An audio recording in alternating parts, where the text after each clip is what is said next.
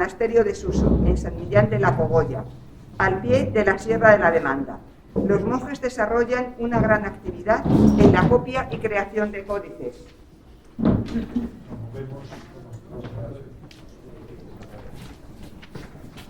La actividad del escritorium se realiza con gran entusiasmo. Unos monjes alisan los pergaminos, otros mezclan las tintas, los copistas afilan sus cálamos y reproducen los manuscritos que intercambiarán con otros monasterios para incrementar la biblioteca. Un grupo de estudiosos redactan el Códice Emilianense 46. Pero Almanzor incendia el monasterio en el año 1002. Los monjes salvan algunos de los...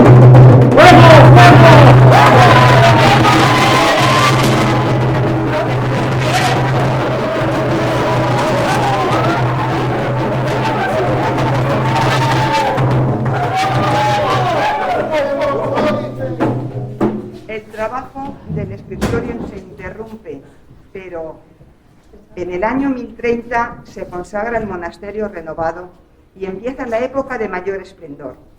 Aquí se escriben las primeras frases en lo que después será la lengua castellana, que escucharemos en el Román Paladino de Berceo, y a la que Alfonso X dio categoría de lengua culta en sus escritos científicos, históricos, legislativos, aunque para honrar a Nuestra Señora escogiera el gallego portugués. Ahora escuchemos la cantiga Santa María Estrela do Día. Santa María Estrela do Día, mostranos vía, perdernos se nos guía. Santa María Estrela do Día, mostranos vía, perdernos se nos guía. Carvez hacer los errados que perder foran per pecados, entender de que muy cuidados son, mas per ti son perdonados. Da usadía que les facía facer fonía, mas que non debería. Santa María Estrela do Día, mostranos vía, perdernos se nos guía. Santa María Estrela do Día, mostranos vía, perdernos se nos guía. A mostrarnos debes carreira por ganar en toda maneira a selvar luz e verdadeira, que tú darnos podes señeira, que a Deus a ti outorgaría e a que a ti por ti daría. Santa María Estrela do Día, mostranos vía, perdeus se nos guía. Santa María Estrela do Día, mostranos vía, perdernos se nos guía. Guiar ben nos pode o teixo, mais can ven para iso, o Deus ten sempre boi e reixo, por aquel en el creer quiso. E pracer mía, se te pracía que fosa mía, almenta compañía. Santa María Estrela do Día, mostranos vía, perdeus se nos guía. Santa María Estrela do Día, mostranos vía, perdernos se nos guía. Santa María Estrela do Día, mostranos vía, perdernos se nos guía. Santa María Estrela do Día, mostranos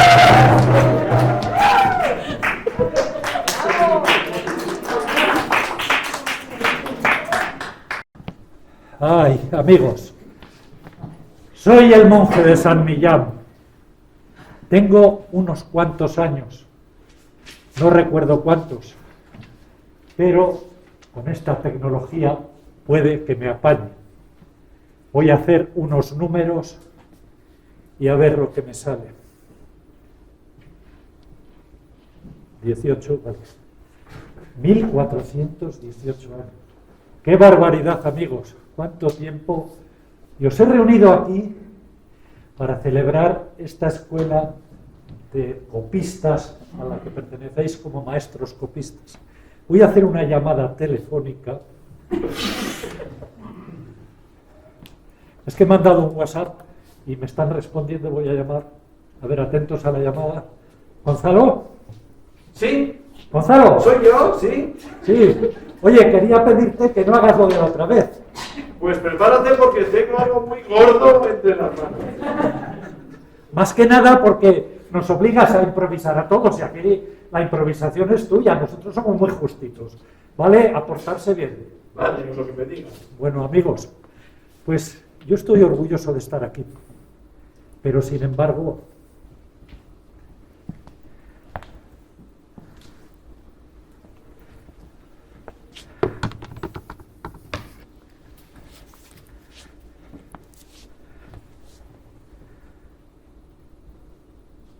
¡ay, mis fríos pies! ¡Ay, mi dolorida espalda! ¡Ay, mis cansados ojos! 3 dedos sostienen la pluma, pero es todo el cuerpo el que trabaja. Aún así, estoy gozoso de pertenecer a este escritorio y os contaré una pequeña historia, leyenda que ocurrió pues allá por el siglo XI. Venían unos peregrinos del sur de Francia y entraron en los Pirineos, llegaron a un monasterio y encontraron a los monjes copistas. Bueno, querían comprar un beato, una de las obras más prestigiadas. ¿Qué tal os va? Buah, hasta las narices, aquí todo el día trabajando, copiando. La verdad es que es un hastío esto, es que estamos ya cansados, que ya, bueno, venga, pero por lo menos tenéis comida y cama para vivir a gusto en el monasterio. Bueno, por lo menos eso. Siguieron su camino, llegaron al sur de Navarra, en otro monasterio. Bueno, ¿qué hacéis? Bueno, pues no se está mal aquí, copiamos cosas y bebemos buen vino, y la verdad es que no está mal. No les convenció tampoco encargar allí el beato. Llegaron a San Millán con estos compañeros y estaban ilusionados copiando. ¿Qué hacéis? Nosotros copiamos códices. Les brillaron los ojos con gran ilusión. Yo soy el escritorio de San Millán de la Cogolla. ¿Desde cuándo existe el monasterio? ¿Desde cuándo existe el escritorio? Mirad, San Millán muere en el año 574. Su biografía la escriben en el 635 y la escriben con datos de discípulos suyos que habían convivido con él. Si en el siglo VII había monjes, es que por lo menos había cenobio. Luego allí hay un libro que se llama El Becerro, que tiene documentos desde el año 754 hasta 1195. Y no se nombra nunca la creación la fundación del monasterio, porque ya estaría fundado. Bien, es verdad que hasta el siglo X, hasta el 935, no se tiene constancia de que hubiese monjes. Pero vamos a ver, si los supone, dicen que llegaron en el 928. Si del 933 es el primer libro, ¿cómo es posible que en tan poco tiempo hubiese una estructura suficiente como para hacer un códice? Es poco menos que imposible. Y en el 446 copian nada menos que las etimologías de San Isidoro. 281 folios con las ilustraciones. Imposible que llevasen tan poquísimo tiempo. Y en el 964, nada menos que el Códice 46. Libro que no se copia, se compone, porque es un diccionario enciclopédico. Una Biblia preciosísima y muy importante. Los primeros textos en romance. Textos, cuidado, no palabras, que si hay alguien de Burgos no se dé por aludido. Lo de Valpuesta no son las primeras palabras en castellano, no es el origen del castellano, porque no son más que palabras. También hay palabras sueltas en el Códice 46, pero es en el 60 donde tenemos expresiones, donde tenemos sintaxis. La sintaxis es la filosofía de vida de cualquier civilización. Y luego los beatos que nos han nombrado. 4 beatos nada menos se copiaron. La ilustración más antigua de un beato que se conserva se había reproducido así, allí. Está ahora mismo Santo Domingo de Silos, se le conoce como el beato de Cirueña. Cuando Almanzor llegó, estaban copiando otro beato, que está en la Real Academia, creo que es la Biblioteca Nacional, no me acuerdo bien si es la Biblioteca Nacional. Ese beato tiene 2 partes, una parte de finales del 9 y luego otra parte que ya ha avanzado el siglo XI cuando hubo recursos para copiarlo. Es decir, esto unido a las influencias de los monjes que habían llegado de toda la cristiandad, que el camino de Santiago fue camino de cultura y trajo conocimientos y trajo influencia del resto de Europa, se puede decir que del norte de España es, y el norte de España era lo único que existía como España, es el monasterio, el scriptorium más importante.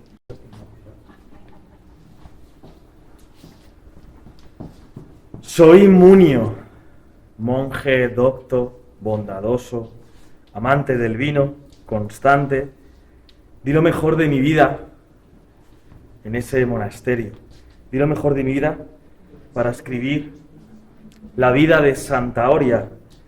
Pero pasé a la historia irremediablemente gracias a mi participación en lo que hoy llamáis el Códice 60. El Códice 60 no sería el Códice 60 sin esas famosas glosas con las que, entre líneas, en los márgenes, en pequeños recovecos, pretendíamos aclarar o resolver dificultades de comprensión del sentido del texto escrito en latín. Algunos eruditos aún discuten si fui solo yo, Munio, o fuimos varios los monjes copistas los que hicimos esas glosas. Me permitiréis que siga sin resolver el misterio. De lo que sí os habéis dado cuenta en estos tiempos es de que no solo esa maravillosa lengua que hoy unos llamáis castellano y otros español nació en esas pequeñas anotaciones al margen, sino que además ese Códice 60 alberga 2 glosas escritas en un misterioso idioma de origen desconocido, el euskera, probablemente la lengua más antigua de Europa, lo que multiplica aún más, si cabe, el valor de esta obra inmortal.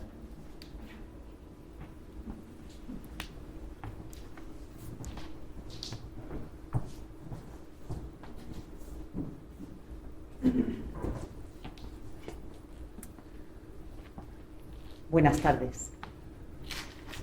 Yo soy Ende, aunque vosotros podéis llamarme En.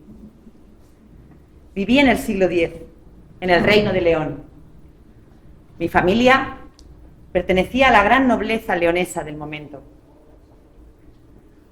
Me casaron con García Velasco, emparentado ni más ni menos que con los condes de Cea. Pero cuando él falleció, apenas a los 2 años de nuestro matrimonio, no teníamos descendencia. Fue entonces cuando decidí ingresar en el monasterio de Tábara, en Zamora. Pasaba las horas y las horas en el escriptorium y la biblioteca. Era donde mejor me sentía. Y fue allí cuando comencé mi labor como iluminadora de manuscritos. En el año 972 comenzamos a trabajar en uno de los beatos más bellos que existen.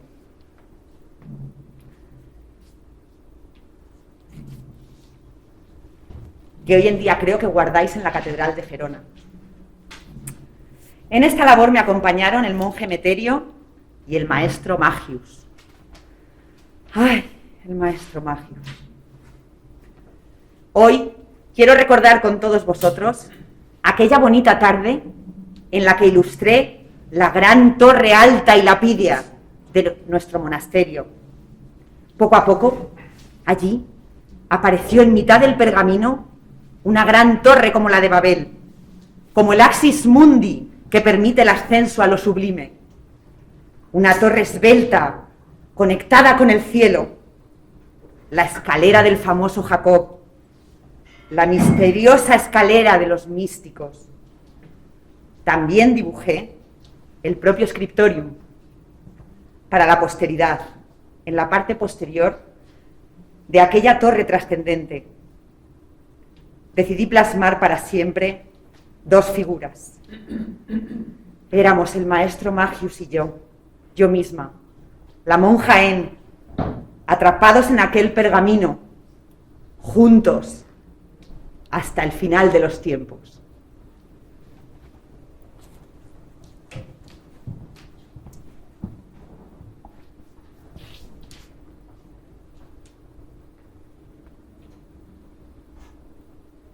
Siento su fuerza llegar. Soy la luz de los monasterios,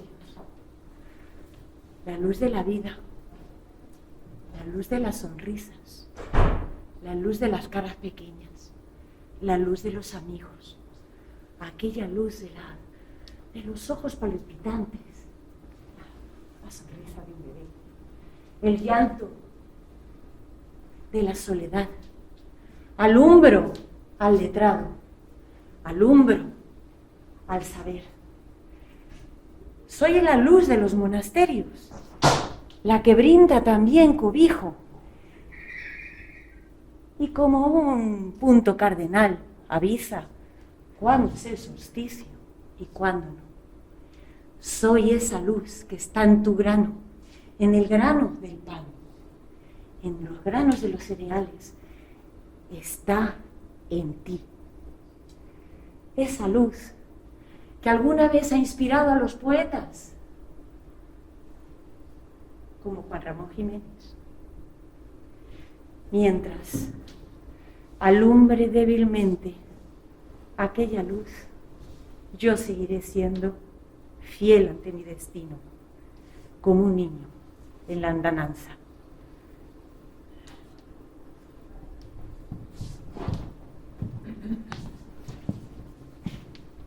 Ya sin luz, sin ninguna luz, escondida entre los monasterios, he aquí una mujer que viene a decir que si sois capaces de dejar la voluntad de las mujeres de encontrar una escuela en la que tener una educación igual que se hace con los hombres, tendrían la suerte de conocer la ciencia y la sutileza de otras ciencias y otras artes.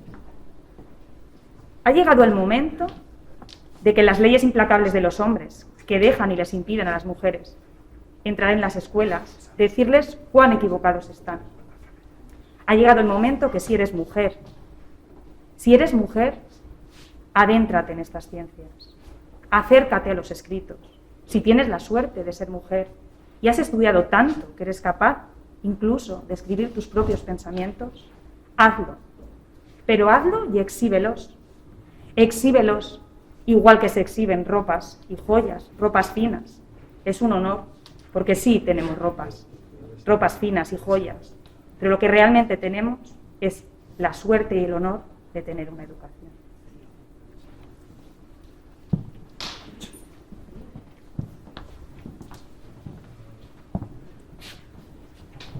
Soy el monje Francisco. Dicen que ingeniero. Yo les voy a hablar un poquito, solo un poquito, de los monjes como ingenieros. Pero claro, en aquella época no existían los ingenieros. Pero miren lo que tienen encima de la mesa. Estos códices, estos pergaminos, no existirían si no hubieran habido símiles equivalentes de ingenieros. ¿Quiénes eran los ingenieros en la época del monasterio de Suso y de Yuso? Pues eran los conocidos arquitectos. Entonces no sabían que serían también ingenieros, pero cuando miramos una fotografía y vemos lo bien situado que está el monasterio, con las montañas al fondo, existe un equilibrio, existe una armonía en todo el entorno. Todo esto es arquitectura, pero en aquella época también era ingeniería. ¿Y qué me dicen? ¿Por qué el monasterio atrajo a toda la gente? ¿Por qué se hizo famoso? ¿Por qué pasaba el Camino de Santiago en los alrededores? Pues muy sencillo, porque la ingeniería tiene muchas ramas y los monjes eran también ingenieros agrónomos, eran también ingenieros químicos. Miren, vuelvo a decirles, miren en la mesa estos pergaminos, estos códices, no estarían si los monjes no hubieran desarrollado la técnica química para conservarlos. Y toda una serie de artilugios que montaron desde la nada, como el alabastro que utilizaron en el suelo para que absorbiera la humedad y se conservaran estas pinturas que todavía, estos frescos, que todavía podemos ver hoy en el museo. Eso es ingeniería química actual. ¿Y qué me dicen de estos pergaminos y estos códices que utilizaron en la biblioteca a través de una gatera para que los propios gatos se comieran los ratones que pudieran entrar y mantener a salvo los pergaminos, y al mismo tiempo esta gatera la ubicaron en la zona norte del monasterio? ¿Para qué? Pues para que el frío evitara la producción de hongos. Todo esto también es ingeniería química, ingeniería de agrónomos e ingeniería en todas sus facetas. Por lo tanto, la técnica, claro que estaba presente desde los orígenes del hombre. Tecnología y desarrollo de la humanidad han ido paralelos. Y yo he venido a hablarles simplemente de este detalle.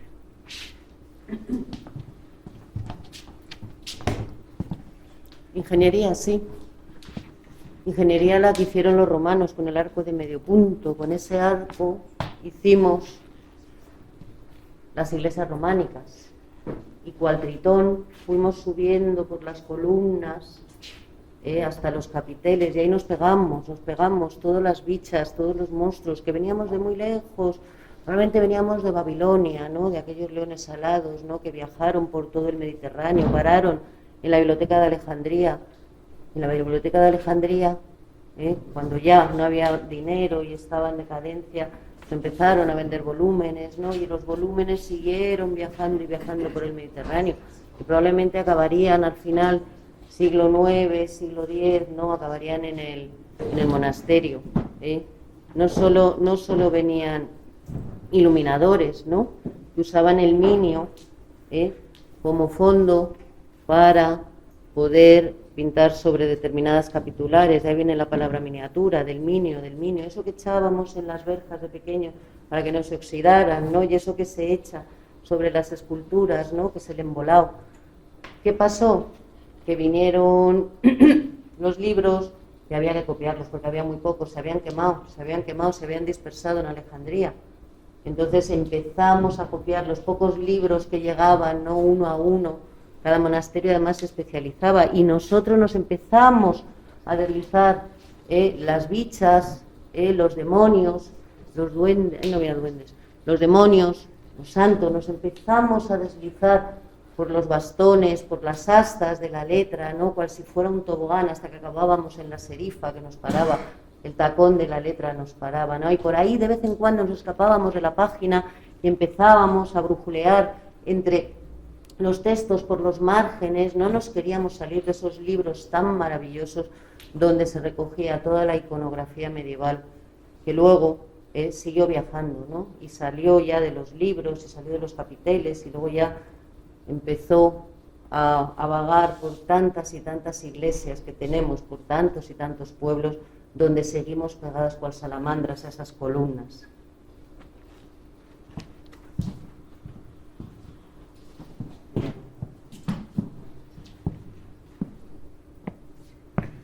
Y pasaron los años, los siglos, y me hice adulto. O mejor dicho, empecé a crecer y a engordar. De aquel viejo scriptorium, de aquella callada, miniaturesca, laboriosa tarea del escriba, surgí yo, la biblioteca. Garci, bueno, ahora dicen García, Garci Sánchez III, de Navarra, dicen que me fundó. También dicen que albergo joyas de todo tipo. Hablaré de los libros, pero también podemos comentar cuadros, decoración, etcétera. Juan de Ricci, el otro, nombres, vanidades. Lo que importa es el legado. Son los volúmenes laboriosos que han iluminado toda la torpeza de los hombres, un remanso de paz, donde podemos, por fin, ver en su esplendor aquellos pequeños libros, aquellos diminutos códices que, como dijo el poeta, son los primeros balbuceos de nuestra lengua. Y aquí yo los albergo, y los albergo de manera generosa, para que todos los hombres puedan conversar con los muertos a través de los ojos, que su mirada nos permita ver un repertorio de conocimientos, también de desatinos, que seguimos repitiendo y que a veces se llaman historia. ¿Podéis venir? Venid, por favor, porque soporto los siglos, soporto la estupidez humana, la constato, la guardo, la almaceno, pero lo que no soporto, y me vais a permitir esta confesión, es la soledad. Soy el hermano Rasor el Minutor, barbero sangrador, por si no sabéis latín. Entre mis funciones hago sangrías con sanguijuelas o utilizando bisturí. Es muy importante que los monjes del monasterio curen su alma y limpien su sangre. Entre mis misiones, cuidar que nadie entre. No entra cualquiera al hospital. Un hospital que tenemos situado en zonas retiradas donde pueden descansar los enfermos. En zonas donde el agua es limpia y el aire entra por las ventanas. Además de cuidar a los enfermos, hacemos la liturgia y me encargo de transportar los libros para poder dar la liturgia a aquellos hermanos que no se pueden mover.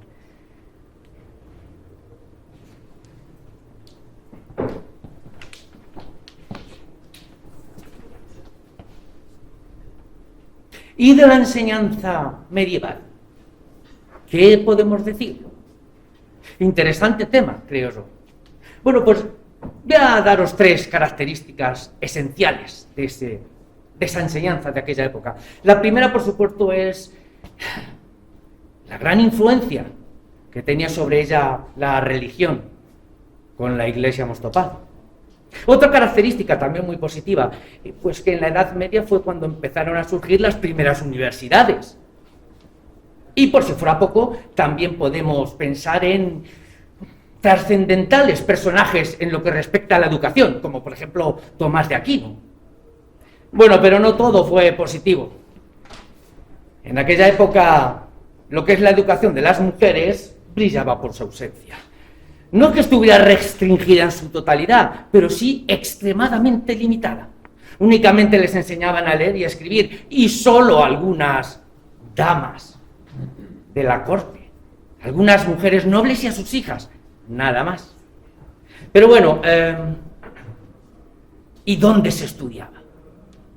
Pues la verdad es que habría más escuelas de lo que podríamos imaginar. Allá por el siglo XI y XII, los obispos ordenaron a sus curas párrocos que crearan escuelas gratuitas.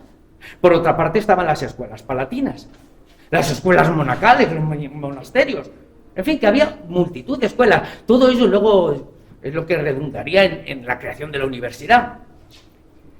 Y por último, ¿qué se estudiaba? Bueno, pues por aquella época estaban repartidos en 3 niveles. Primaria, secundaria obligatoria y bachillerato. Perdón. Creo que me he equivocado de época, a ver.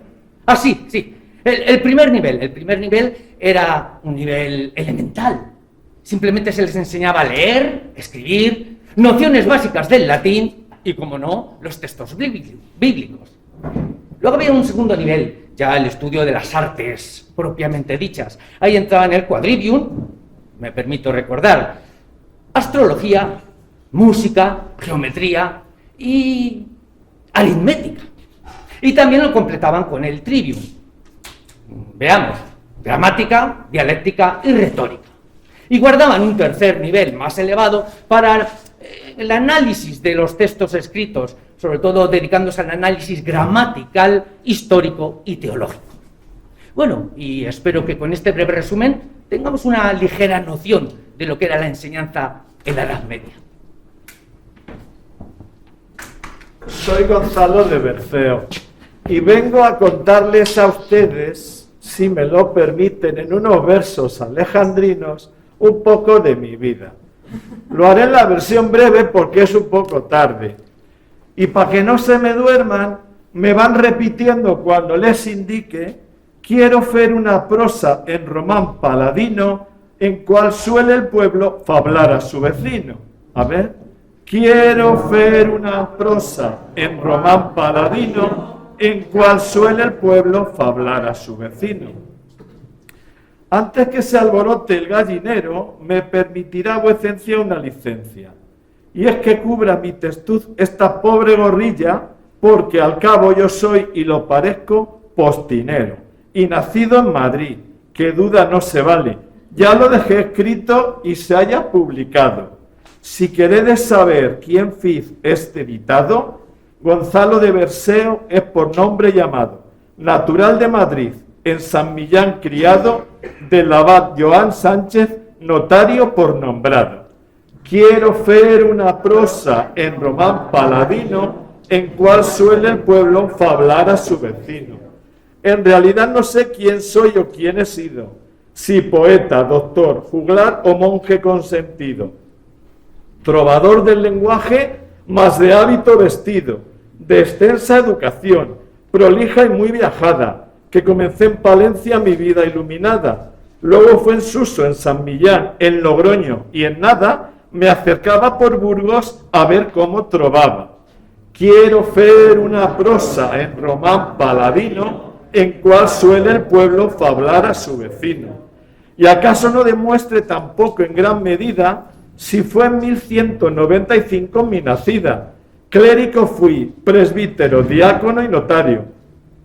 Y tanto trabajé la lengua popular que todo lo aprendí y todo fue alimento. Al combinar los versos vulgares sin desmán, mezclando fui el lenguaje del todo popular, con el latín divino que nos hizo apreciar y también con el vasco que algunos dan a hablar. A este logrado invento, algunos con el tiempo, mester de clerecía su conjunto, lo dieron en llamar. Quiero hacer una prosa en román paladino, en cual suele el pueblo fablar a su vez. Resumiré un poco. Con el tiempo pasado, de mí dejaron dicho otros nobles poetas, como Manuel Machado, Antonio u otros profetas. Rubén Darío también me nombra con sus letras. Me llaman peregrino del verso alejandrino y hablan de mi gloria y el gusto por el vino. Dicen así tanto que me provocan que quiero hacer simbólica mi oferta y mi brindis al sol por el destino. Quiero fer una prosa en román paladino, en cual suele el pueblo fablar a su vecino. Canoso letrado por ser otro latino, bien valdrá como creo un vaso de buen vino. Salud. Salud.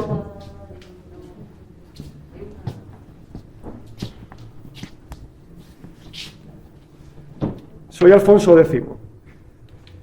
Nací en Toledo en 1221. En aquella ciudad había un ambiente cultural extraordinario, gracias a la Escuela de Traductores fundada un siglo antes.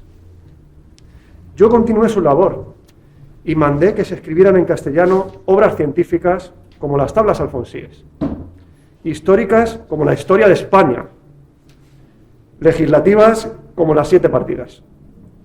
Gracias a mi impulso, el castellano, que era una lengua vulgar, como todas las que surgieron del latín, pasó a ser lengua culta. Pero para la poesía de mis cantigas, escogí el gallego portugués.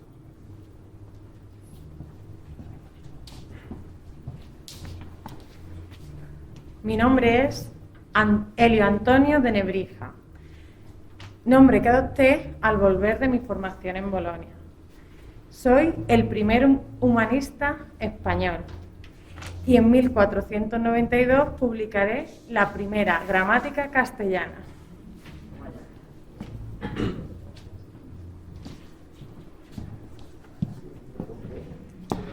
Yo soy el monje astrofísico. Hermanos, mirad. Mirad, por primera vez los peregrinos se desvían de su camino para ver nuestro monasterio. Siguen ese mapa celestial. Bueno, el mapa celestial sabéis que es el ancho que tiene nuestra galaxia, el que se ve el perfil, y tiene 1000 años de espesor. Siguen un camino hasta la ciudad de Campus Stellae. Bueno, Campus Stellae es Santiago de Compostela. Me imagino que ya lo sabéis. Hoy estarán con nosotros, pasarán la noche y seguirán su camino siguiendo ese mapa celestial hacia Santiago de Compostela.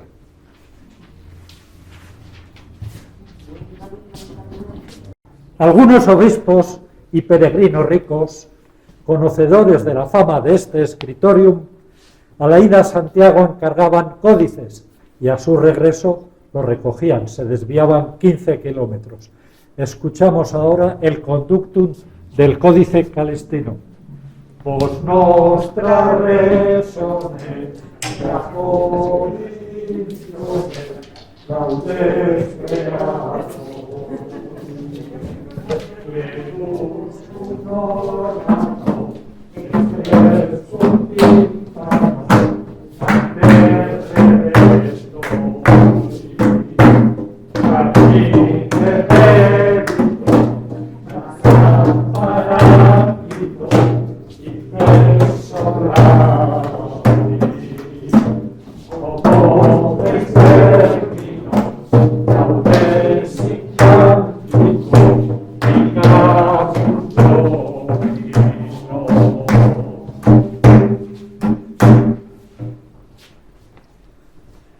El Escritorium de San Millán de la Cogolla fue uno de los más importantes de la cristiandad y, como ya hemos dicho, cuna y orgullo del castellano.